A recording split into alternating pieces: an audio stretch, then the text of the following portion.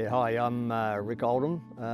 Been farming for about 40 years, but not always a farmer.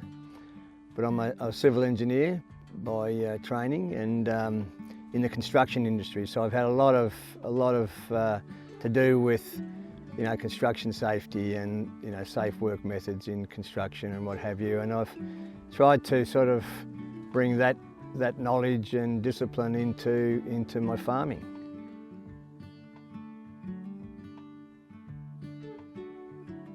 I never appreciated the risks that these quads presented. You know, my mum had a serious incident with a quad bike, but she was sort of thrown off it as opposed to being crushed. But I didn't appreciate, you know, the critical risk around quad bikes. But once I saw that campaign, I made sure that all of the bikes were fitted with protection devices.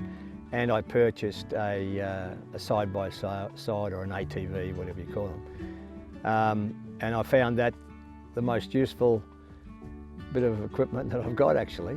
So it's actually substituted a lot of the quad bike use.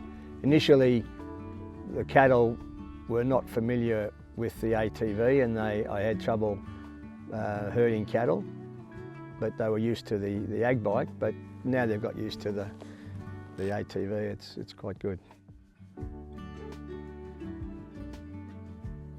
Quick snap close behind gates. I've got a forcing yard.